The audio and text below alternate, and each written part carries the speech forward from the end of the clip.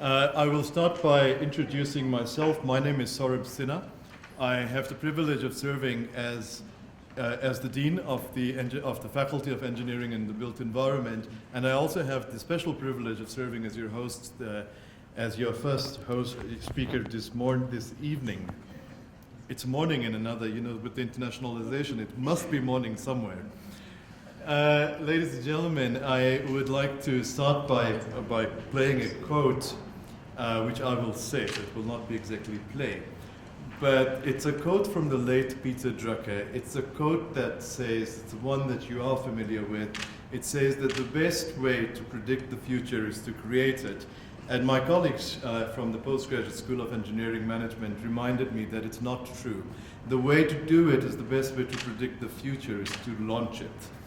And that's exactly what we're having this afternoon. So ladies and gentlemen, welcome. I would like to start by recognizing members of our university's Management Executive Committee. I see a couple of our Deputy Vice Chancellor, our Registrar, that have been here and would like to, in advance, thank them for their support in this journey. This is a program that is also enabled through the wisdom of other faculties, such as the Faculty of Management. So I'm very pleased to see Professor Daniel van Lille here, and I believe that there may be one or two other deans that may join us later this afternoon. So also welcome to our executive leadership group. I will be mentioning Dr. Mehwe a little bit later in the context of what I'll be saying, so welcome to you as well. And also to the management team of the faculty, to the members of our industry advisory board, to the leadership of industries that our faculty, we always see industry as our main recipient of our graduates. So thank you very much to the support that we receive from industry, to the colleagues of our faculty, to the academic community. I see colleagues both from UJ, from WITS, and I also see one or two from Pretoria, so thank you very much for coming. And our alumni student groups, and of course, most importantly, Dr. Tom Marshall, because you're serving as our speaker in a few minutes. So, ladies and gentlemen, I wanted to capture a little bit about the University of Johannesburg, what our journey has been. I do want to say that 2015 is a great year for us.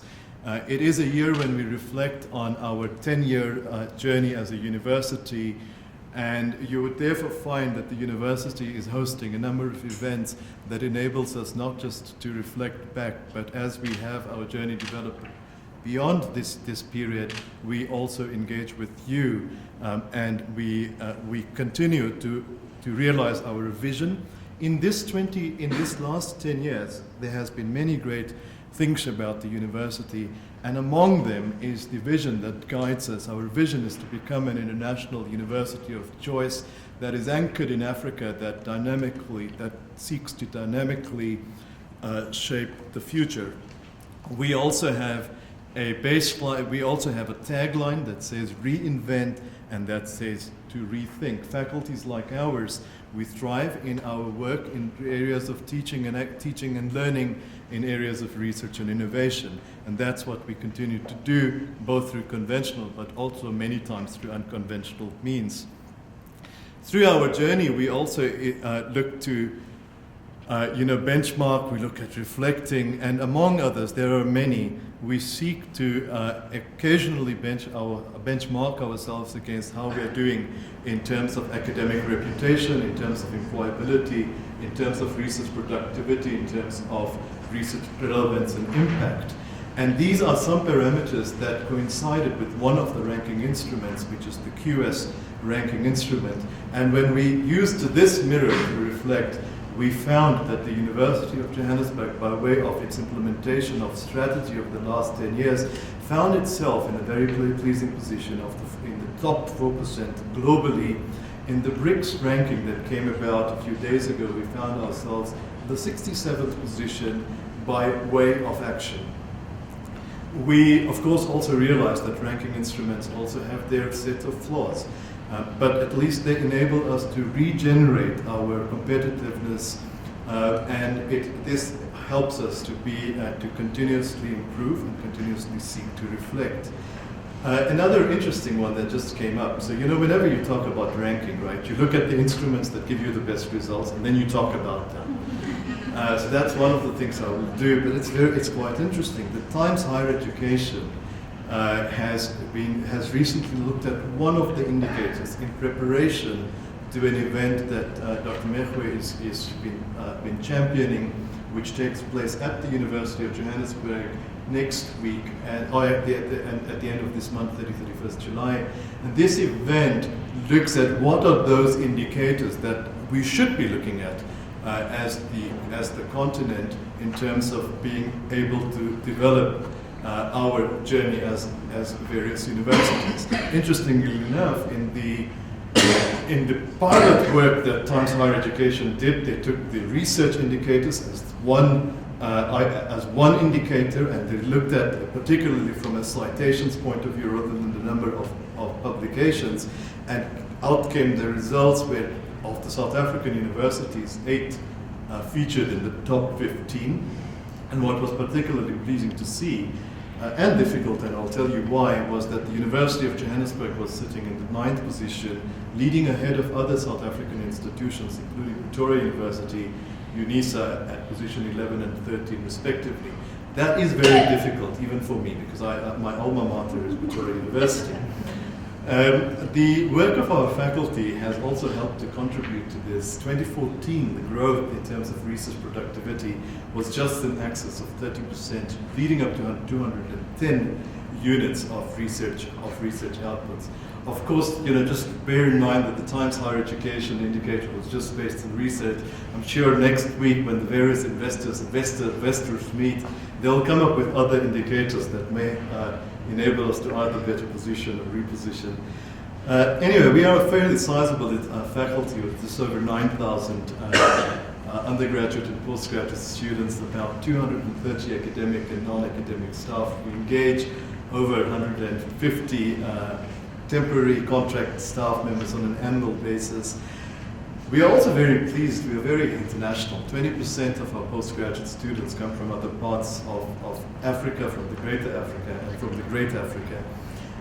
Of our staff complement, we find that 20% of our staff members, also by coincidence, come from outside of South Africa. And this is global, and it's not limited to Africa. We find that internationalization is therefore very much, it's not something that we can live without. It's really very much embedded in the way that we do things. We believe in it because it's part of our approach to global competitiveness. We also have continued to increase our postgraduate research fellows. We've actually doubled our postgraduate research fellows to a point that between last and this year we've admitted 25 research fellows, and 100% of them represent the globe. Of course, while given the market segment that we engage, it's natural for us to see a convergence of disciplines. And in fact, that those that we engage, they embrace both the diversity of disciplines, but they're also disciplined in diversities. And these are the various lecturers that present our program. Our program is presented by individuals that come from industry, and that is an important part of the tradition in which engineering management programs are delivered around the country, and also at the University of Johannesburg. Our approach to seeking solutions is to understand that solutions are not designed in isolation. Solutions are multidisciplinary, they are interdisciplinary, and they are cross-disciplinary, where they seek the best, they seek the outcomes that have been established in other disciplines that are maybe mature, but that can be applied in engineering, or engineering applied to some of these other disciplines. Professor Jan Harren Pretorius, who will be speaking just after me, also the head of the postgraduate school, and myself, we both have the opportunity to serve the Engineering Council of South Africa through the Professional Advisory Committee in Electrical Engineering. One of the things that we have observed over the years is that there are actually, the engineers that are registering as professionals are kind of not engineers. They are managers. But they have taken a difficult route to get there, because they have learned usually by experience. Sometimes it's 3 years, sometimes it's 5 years. It's a long period before which they have been able to register. Of course, we see therefore that a number And when you have this long and difficult journey that they follow, then it's an expensive route. It's a route that often costs the taxpayers. It's the route that develops a bridge into the ocean. And that's maybe an expensive route. So we obviously embrace an approach that enables the continuing education to happen through our postgraduate programs, through a program like the ones that we offer in engineering management. Just want to give you an idea of what happens in the undergraduate training. I see some of you have had your undergraduate probably many years ago. Things have changed. As part of the undergraduate training that we offer, separate to the technical graduate attributes such as problem analysis, engineering knowledge, design and development, investigation and usage of modern tools, engineers also acquire today graduate attributes that deal with the engineer and the society, that deals with environment and sustainability, that deals with ethics, that deals with individual and teamwork, that deals with communications, that deals with project management, finance, and lifelong learning. I tend to try and summarize my own thinking when we're looking at implementation of initiatives as PEST, but don't be pestered by this. I tend to think of PEST as people. I tend to think of it as economics. I tend to think of it as the social side of it and technology side of it. I always think that you may have the best technology but not be able to implement it if you haven't thought about the PEST part of PEST. Some people, I was speaking to someone and I said, what do you think this PEST stands for? And he said, P must be politics. And I said, well, there's people involved. And maybe we are both not wrong, but it does become a very important part. So after their academic training, graduate attributes develop into professional competencies. And when they develop into this, separate from the technical competencies such as designing and development of solutions, areas of protecting society's social, cultural, and environmental effects also become important.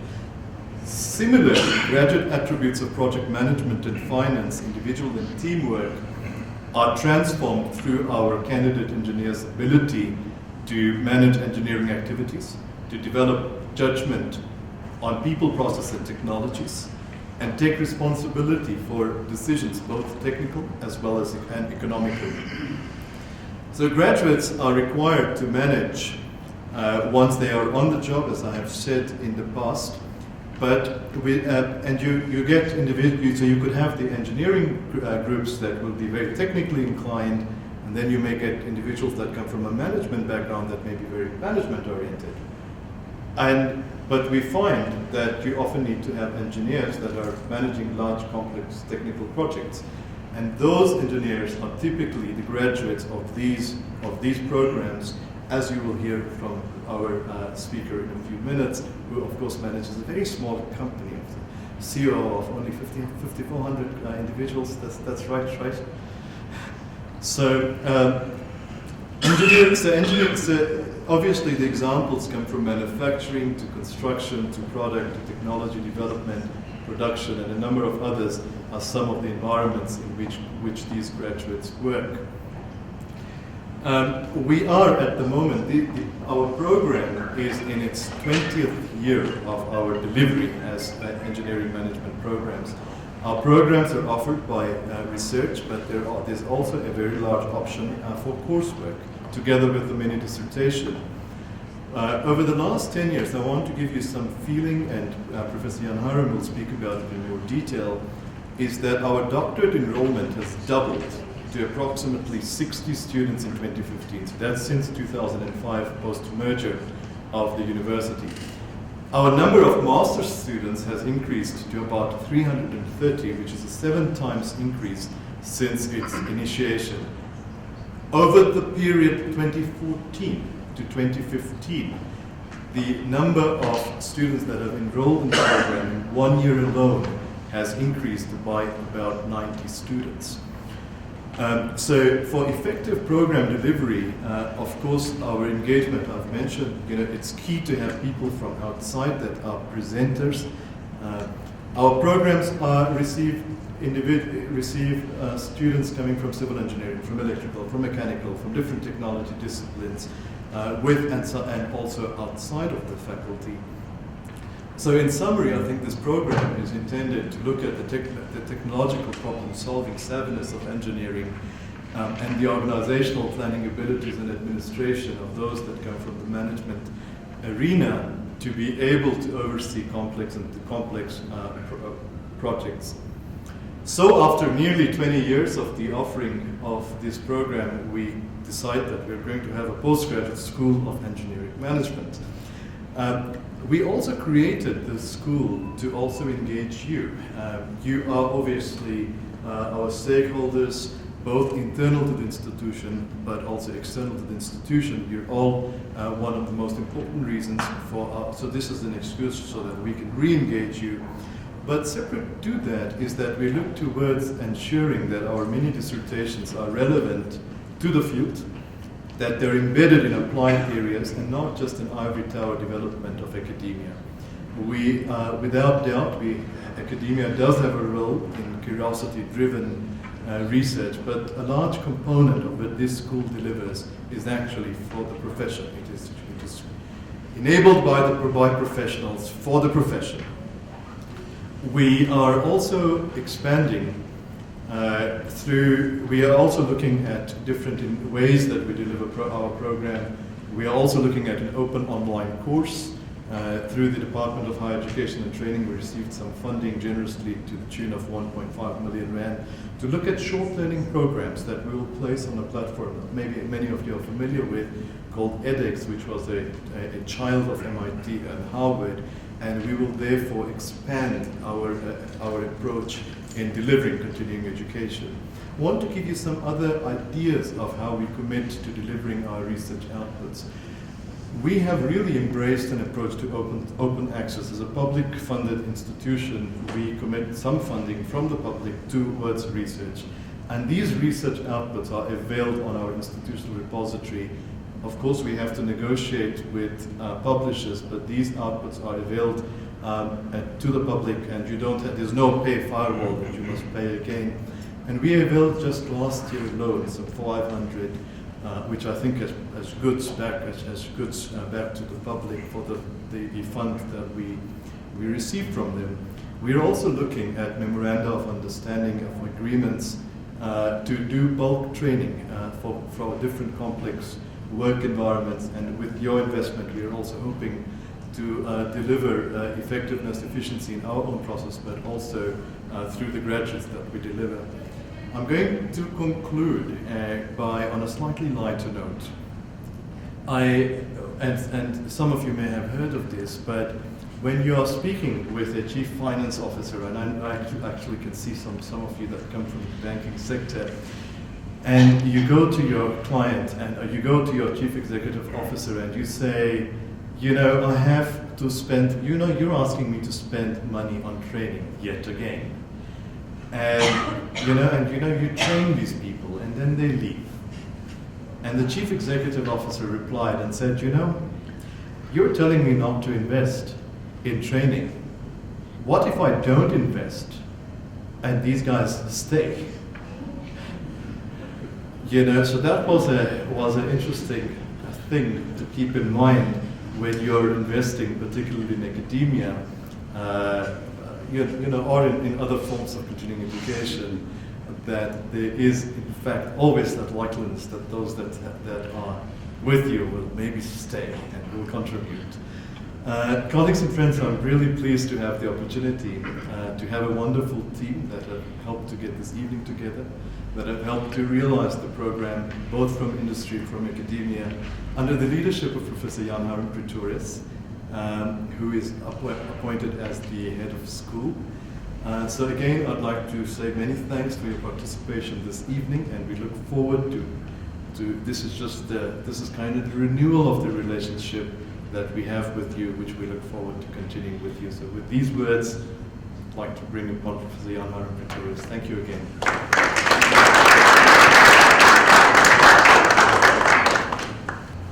Good evening, everybody. From my side, I must say I'm slightly nervous, but about two hours ago, I realized that Neil Armstrong, 46 years ago on this day, also an engineer at art, most probably far more nervous than me.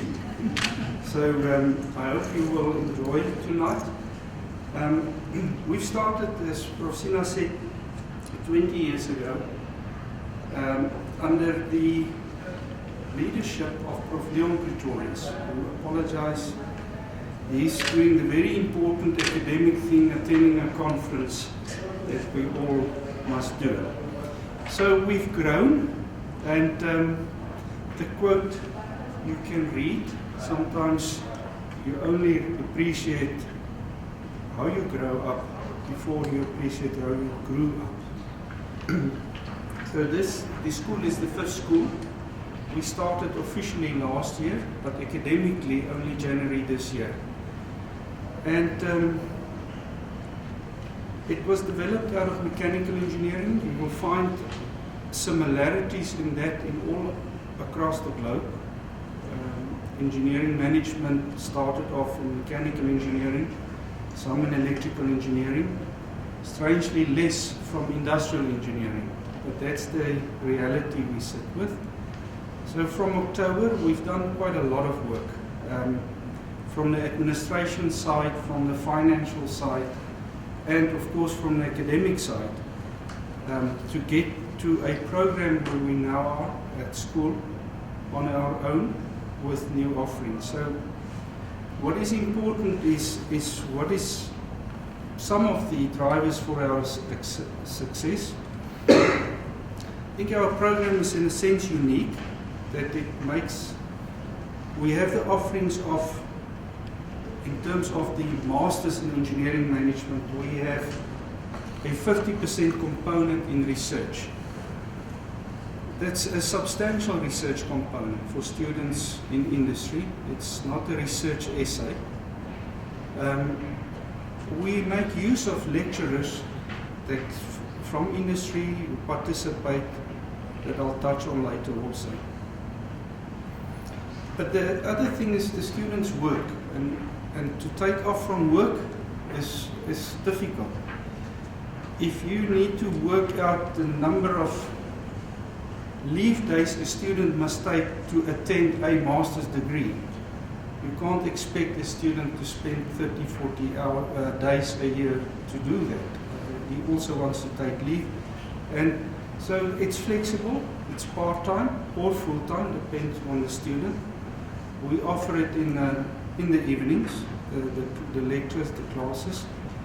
And the research topics are very important. Those are linked to industry, to the work that the student do.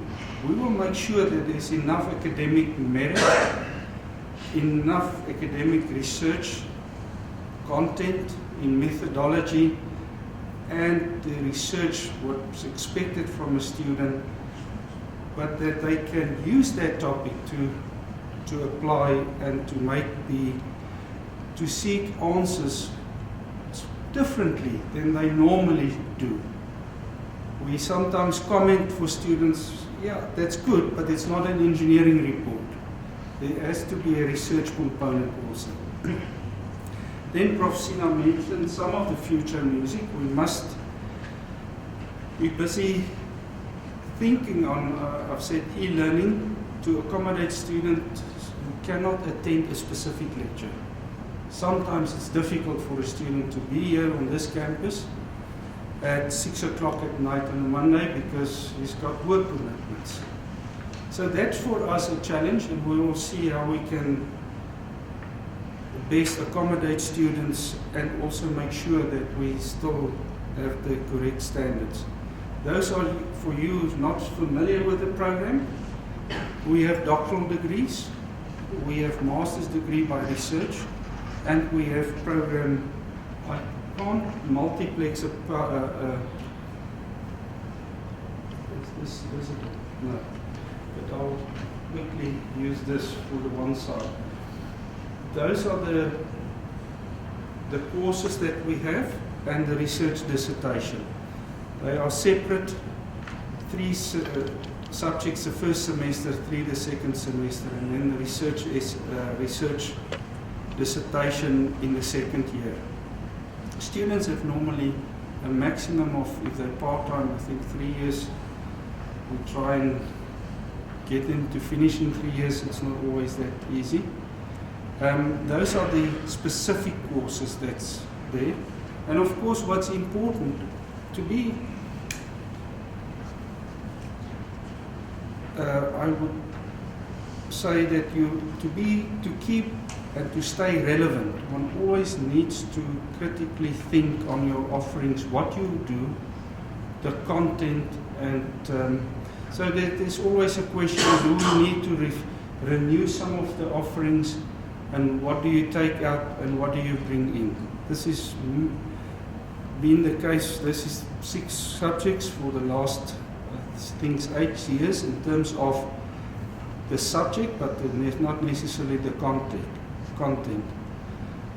Right, our students, I think we have, those are, I've not included the 2013, the 2014, Prof. Sina touched on that. These are the graduates in the faculty, 521. And for the specific school, we have 37% of all the students graduated from the school.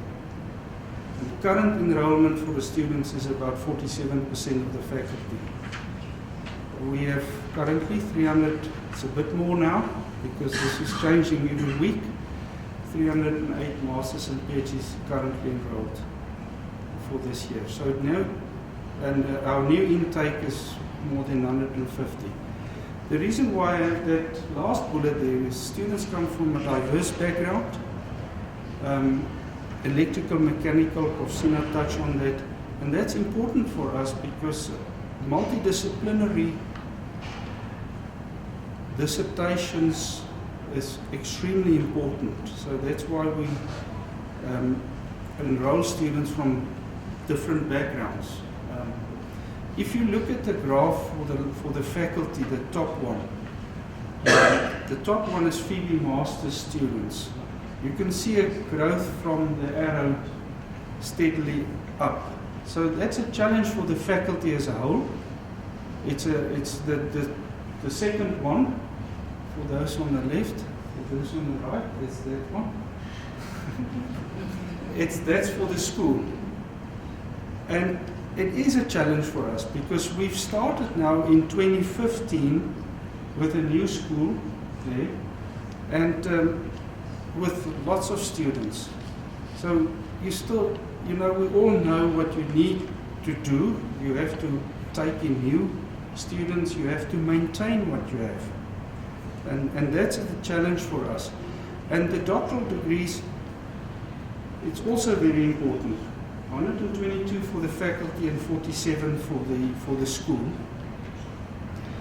A doctoral student, it's very important because that's where you compete internationally, specifically on the contribution that students make. It of course takes a huge effort personally from the student and also emotionally from the supervisor and stress. I can guarantee you that, and I'm not the only person who carry that stress sometimes. People close to you pick that up also. These are specific students in engineering management. We've touched on this one. It's a bit more detail. What's important for us is international students. We have 46 of our students are international, the doctoral students. Now D-Ing, D-Phil, it's students with different backgrounds. The D-Ing is students with the 4-year bachelor engineering background, and the D-Phil is with a technology background. In future, the plan is to do 1 PhD for all students. And that's in process. But we have a high component of doctoral students internationally. And for the masters is less. Right, our governance, you will see, it's not, in terms of full-time people, we're currently 1 + 2, there is a 3, it's in process. Part-time lecturers from industry, 7. We have 1 post-distinguished professor, if you know about somebody, that's vacant. We have a distinguished visiting professor, visiting research fellow, and then lastly, what's very important, colleagues from the faculty. I've quickly counted at least 12 lecturers from mechanical, from civil, from electrical, and from the technology programs participate in supervision of the students. It's impossible for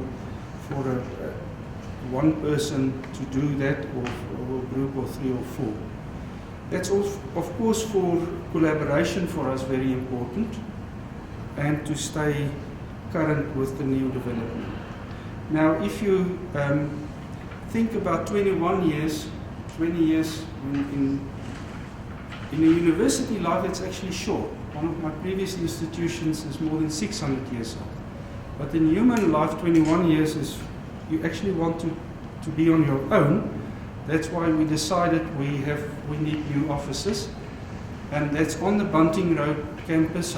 We hope it will be ready by end of July, but they've informed us this week there's a little bit of a hiccup, like all building projects.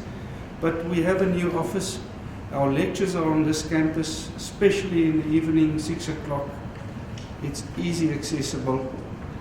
And we're looking forward to the next 20 years. Well, I think I will be on contract or on pension. But anyway, it's hopefully we will still observe how younger people can carry this forward. But thank you.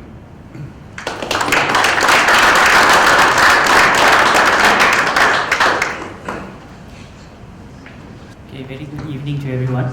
I promise we're almost at the end, but the most important speaker is still to come. I would like to thank our Executive Dean for his strategic view on the school and how it was formed, and for his support.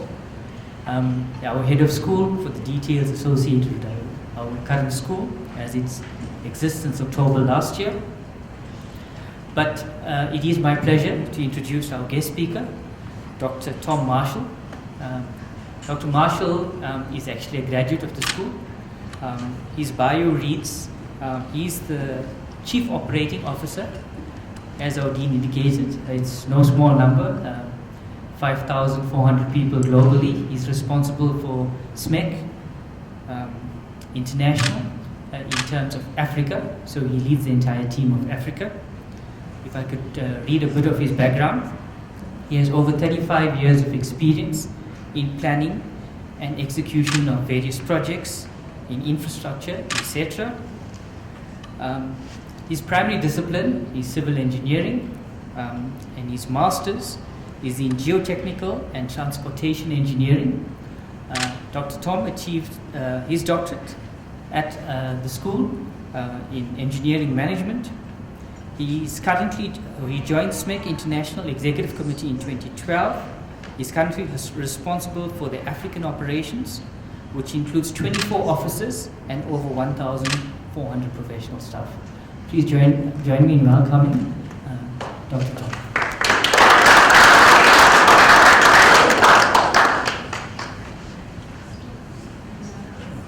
Thanks, ladies and gentlemen.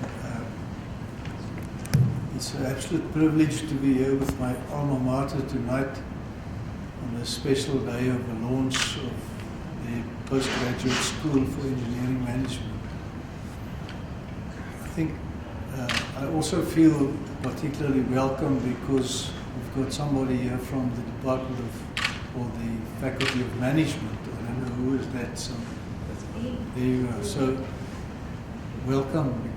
I also spent some time with the Faculty of Management, so doing the old Advanced Executive Program way back. So on this special occasion, I thought I'll talk a little bit about graduates, postgraduates, and the opportunities available to South African postgraduates and graduates, specifically in engineering. I think the other part of coming from industry is that I have to work with a lot of the products that you come up with, and the generation X, Y, and Zs, and so on. And So I'm used to being interrupted and questioned. So if anybody's got a burning comment or question, you're welcome to interrupt me because I'm used to it. So.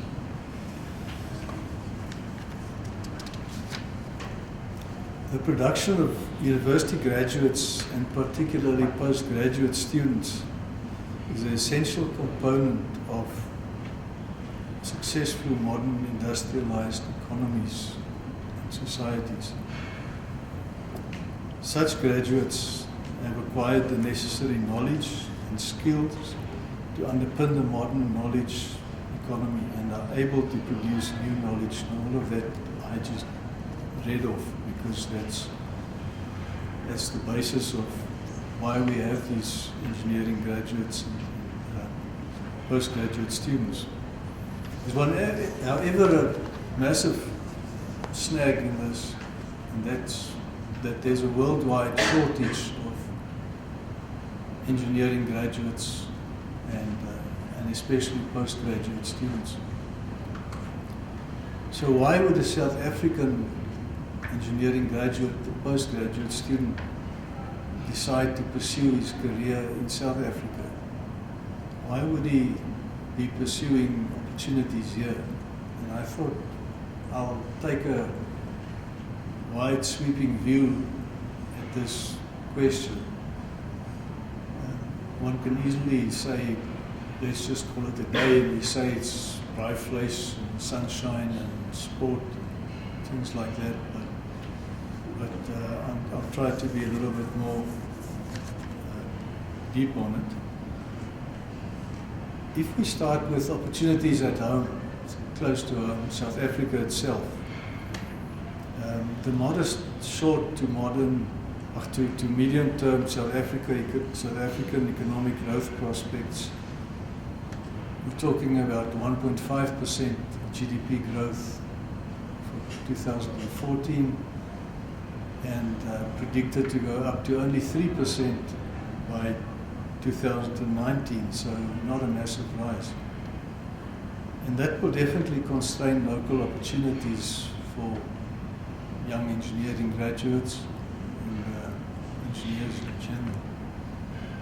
But at the same time, there are areas of huge potential, areas of huge excitement and development.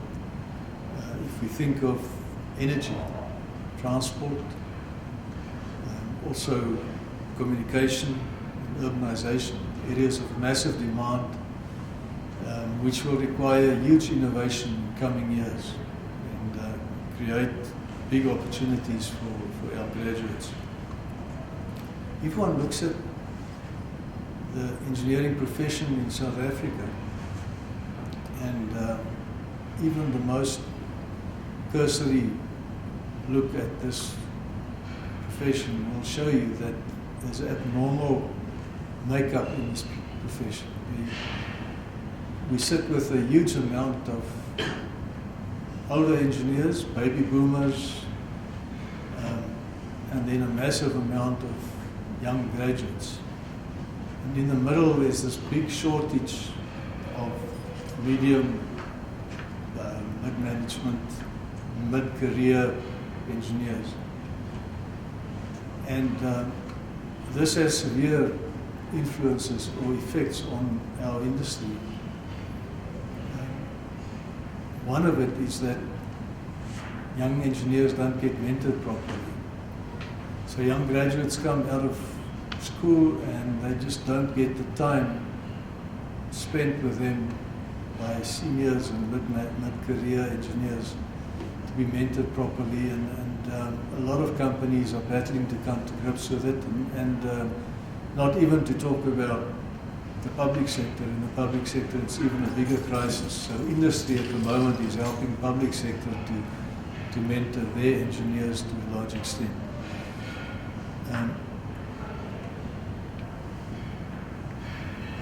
The other part of it is that obviously this is leading to a massive crisis in succession. So who would be there to take over from this large number of old guys at the top? And somebody jokingly recently said that, attended an engineering conference and it was like a combination between an old age home and a creche, because you had this massive number of young graduates and this a lot of old guys. And we're still going to grapple with this as an industry for a long time. But I'm starting to bring it back to engineering management, to management in general. This will create massive opportunities for young engineers who are graduated and equipped in management skills to manage teams, variable teams with a lot of young engineers, teams that will require special skills to take them through complex projects, especially with the new generational, let's say generation Y and Z engineers that have got different ideas of focus and commitment. Over the years, the engineering faculties have been increasingly successful in attracting black students. And if you look at the last 10 years, we've been very successful in producing larger and larger, ever increasing larger number of black students and starting to normalize the industry. It's been abnormal for a long time.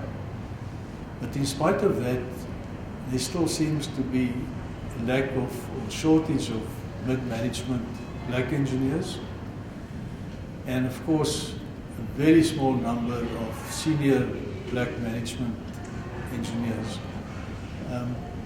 Some of it for historic reasons, some for economic reasons. We all know engineers are well trained, well educated, and as black diamonds, they are in huge demand in industry by all other industries because of the value they can add, and to the detriment of the balance in the engineering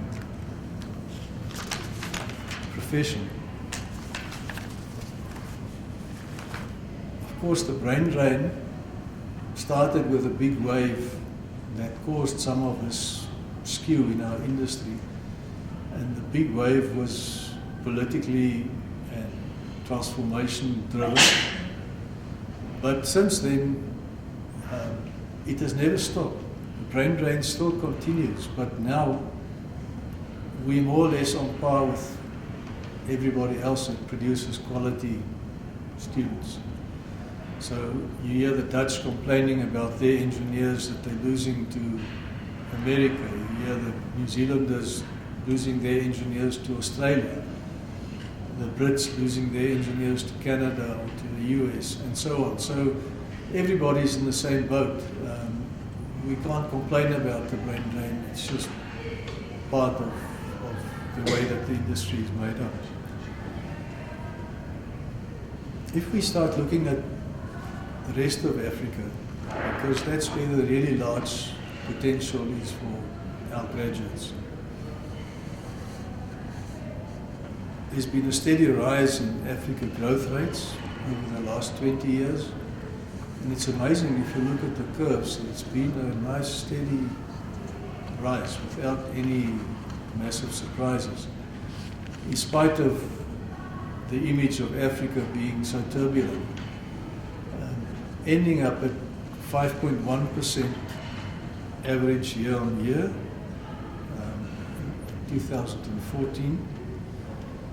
And ironically, if you remove South Africa and the failed North African states from this average, the average goes up to 6.4%. So 6.4% is massive in anybody's terms. If we could have 6.4% growth in South Africa, we could really uplift the population and normalize our society the way it should be. But anyway, at this stage, that 6.4% growth and ever increasing is available to us in Africa. Other interesting factor, while I'm talking economics, is that for years we've been talking about our indebted African neighbors. If we look at the last 10 years, Africa's debt has been steadily decreasing.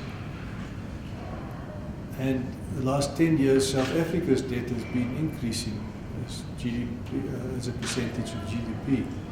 So at this point in time, we're sitting at exactly the same level, South Africa and the whole of the rest of Africa, the same level of debt to GDP.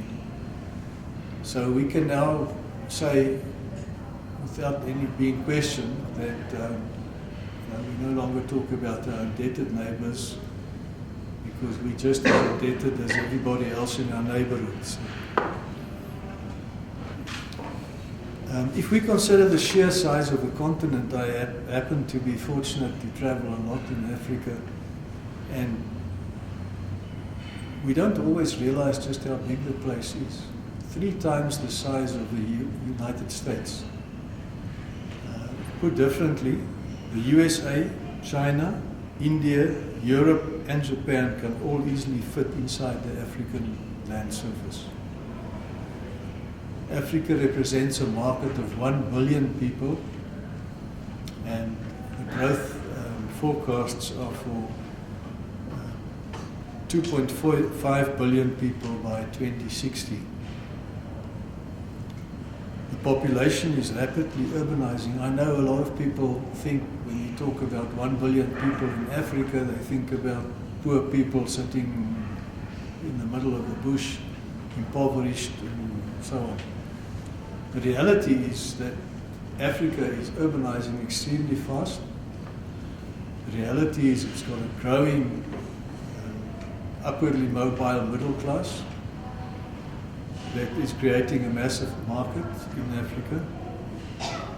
It has a young workforce, while the rest of the world is battling with aging workforces. And Africans value education. It's one of the lessons that I learned, that everywhere you go in Africa, people are willing to pay a huge premium to send their child to a better school, to a better university. And that's going to pay dividends in the future. Africa is also a very complex place. It's a complex marketplace. One must be realistic about that as well. We're talking about 54 nations. Each of these have cities, towns, villages, a multitude languages, a multitude cultures, a multitude border posts, everything else that makes life complicated. So it's not a simple market. Typically, if you're in Europe, if you're a country in Europe, you're part of the EU, you're part of the Eurozone, you're part of the single trade bloc. In Africa, some even relatively small countries are members of 5 trade blocs, so you can imagine how confused they are. Many of the leading African countries have embarked on a path of regional and global economic integration, regulatory reforms, and accelerated infrastructure development. And on average, Africa's countries are furthermore improving their internal political and fiscal stability. Now, I know you would immediately think, what about Sudan? What about South Sudan? What about DRC, Central African Republic, and so on? But on average, things have become more stable. Fiscal discipline has improved, shown by all the researchers. So I recently heard a speaker say that doing business in Africa is a bit like playing snakes and ladders. You can see there's a lot of people that still know what snakes and ladders, what the game is, the board game, Snakes and Ladders. But they're saying the only difference is that the snakes are becoming smaller and the ladders are becoming a bit bigger and stronger. But it's still a game of snakes and ladders. It's still not the saying of Africa is not for sissies is still very true.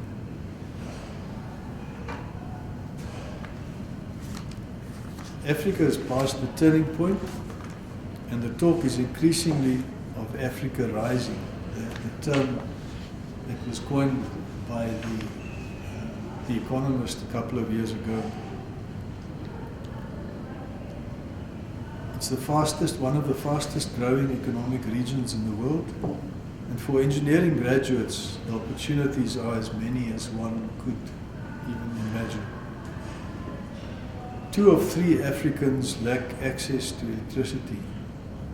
The demand for modern energy is set to surge, fueled by economic growth, demographic change, and urbanization. As the costs of low-carbon energy fall, Africa could leapfrog into a new era of cheaper, clean power generation. Interesting fact that my electric colleagues will all know, but more than 80% of African countries have a shortage of generation capacity at this point in time, including ourselves, of course.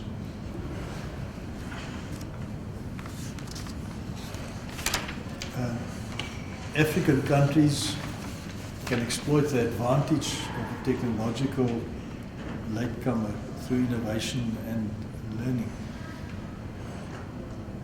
If I think of the example of the M-Pesa, I don't know if any of you have come across M-Pesa, but the wonder of M-Pesa, it started in Kenya, and they grew immensely fast in Kenya. And M-Pesa is for those who don't know, it's a telephone-based banking whereby you can do a multitude of transactions through your normal cell phone.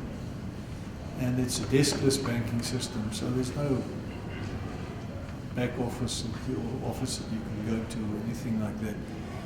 And M-Pesa is, apart from being used by millions of people in East Africa, it's also expanded to East Europe. It's in Afghanistan. It's in Southern Africa, for instance, in Botswana. It's just started in Mozambique. And it's something that was developed in Kenya. So don't underestimate the ability of Africans to come up with a very high technological product and spread that across the world and be a world leader. I think also in terms of technological breakthroughs in products, if you look at some of the countries that have been excellent in that regard, Nigeria, Ghana, again the East African countries, Uganda, Kenya, Tanzania specifically, where very specific technological breakthroughs were made and turned into products that are sold worldwide.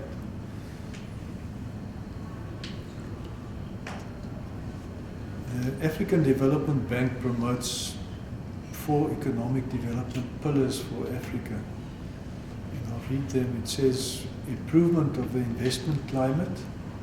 Now that is happening. We can already see South African banks are investing hugely in African development, in infrastructure, but also in businesses, in manufacturing industry. And that's because the investment climate has changed sufficiently already that they can handle the risk, that they feel that the risks are at the right level for them to be able to enter. Large infrastructure development programs are being undertaken in Africa, and there are lots in the pipeline. And again, the private sector is taking part. Governments have started to learn that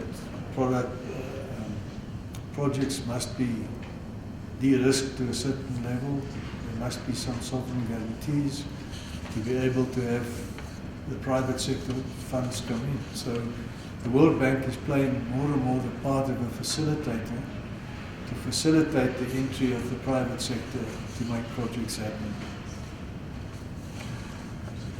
For our engineering management graduates, big opportunities in innovation for increasing productivity and competitiveness. Again, it's happening. It's happening in many places in Africa. And building and strengthening institutional capacity.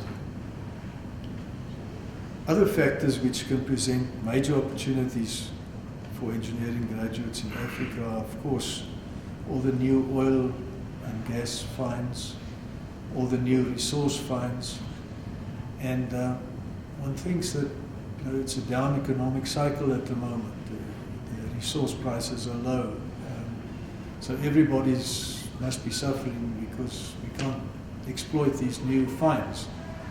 But at the same time that Nigeria and Angola is being hammered by a low oil price, countries like Ethiopia and Kenya is getting massive ups in their economy because of the cheaper oil price and the fact that they import all their oil, all their fuel.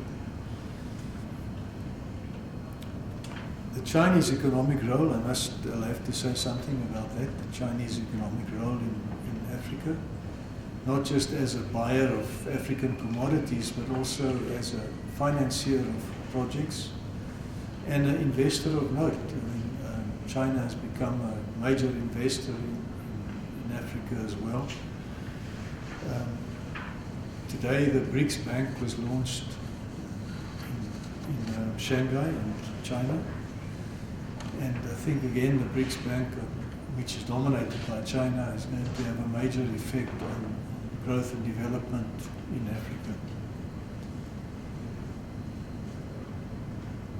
The last one in terms of Africa is the growing private sector involvement, not just in financing or investing in projects, but also in the development of projects, acting as developer, operating projects, generation of power, running trains across Africa, operating ports, and in maintenance, where the private sector is becoming involved in maintenance and strengthening government's hands in that way, by assisting them with innovative financing schemes as well.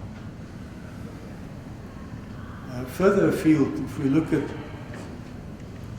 globalization, has created many opportunities for South African graduates, postgraduates. I think a lot of our South African firms have proven track records of exporting services and also products, especially in the high-tech market.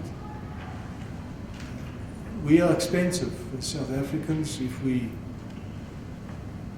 on the engineering side, if we try and enter more commoditized markets, say commoditized design type markets, we're expensive compared to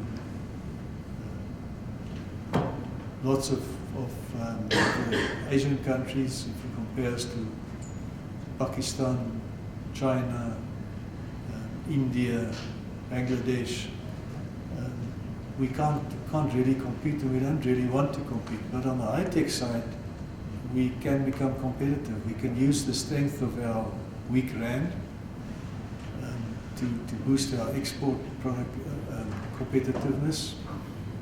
And South African companies are increasingly making use of this opportunity. I think in closing, we need appropriately skilled top-class engineering managers for a couple of reasons.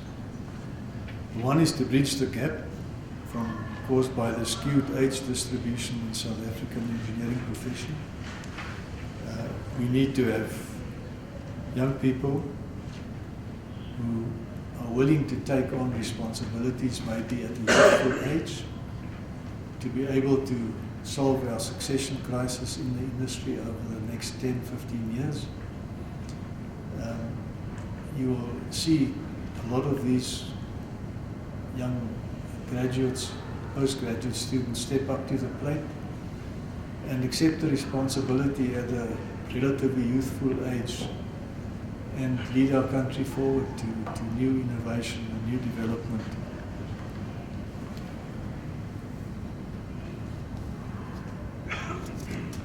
We also need our engineering managers to contribute meaningfully to and sharing in African development and growth. We listened to the numbers earlier, and we have to play our part in being part of Africa and play our part and lend our support in terms of finance, technology, training.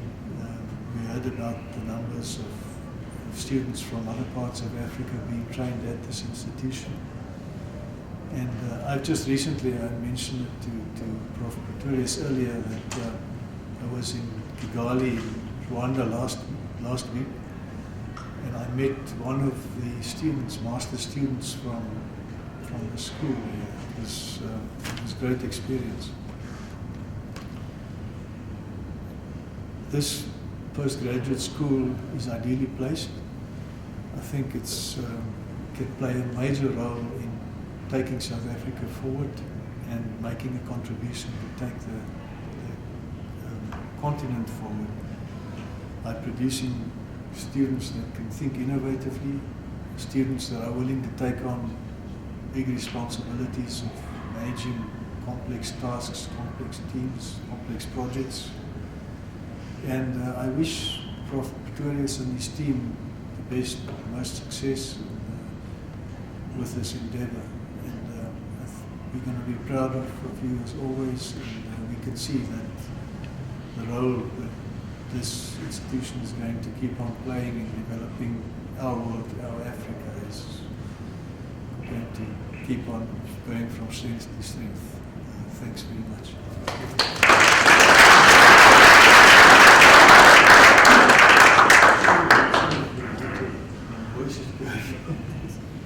Thank you very much, Dr. Marshall. I would like to call our executive director to hand over a gift of appreciation. As you know, that to save you the trouble of not having to declare gifts to your organization, we're not giving you an expensive gift. Thank you very much.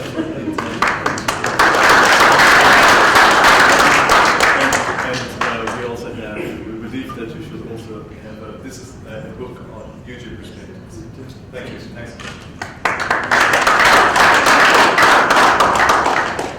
Okay, so I realize I'm standing between everyone and supper, or cocktails, but just some logistics very quickly, that won't be long. We've arranged some gifts for everyone, some flash drives with all the presentation and the speeches loaded on, so if you need further information, it's on those drives. We have some hard copies outside also, if you need them. There's some mugs on the side, please fetch one. It's got some loaded sweets, etc., everything to help with your diabetes. Cocktails will be as we go out on our right-hand side. If you'd like to share your business card or your contact details with us, please, there's a glass bowl outside. Please deposit your business card therein. We would like to share information. In terms of the vote of thanks, I would like to thank our Executive Dean for his presentation firstly, and the rest of our executive leadership team for supporting the school through the years as it matured into a full school as of October last year. I would like to thank Prof. Jan Harm for his speech firstly, but more importantly, the school would not be where it is without his efforts over the many, many years. And the student numbers tell you a story in terms of the great effort it took to mature the school and get the success that it has achieved. Without the dedication and the support of industry, the school would not exist. More than 98% of our projects are industry-based, so a big thank you to all our industrial partners that have chosen to join us this evening. Without our students, the school would not be a school. past students have chosen to join us. We've invited them this evening. And present students, you can see our large student numbers. I would like to place a special thanks to our team from UJ that arranged this evening's function. That's our marketing team, and that's Karishma and her team. So a great big thank you to everyone. A special thank you to our guest speaker for making the time in his busy schedule to present a very informative talk in terms of engineering management. Thank you everyone. And now go to the right for cocktails. Thank you again.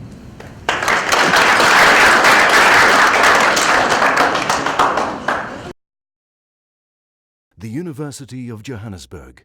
Rethink, reinvent.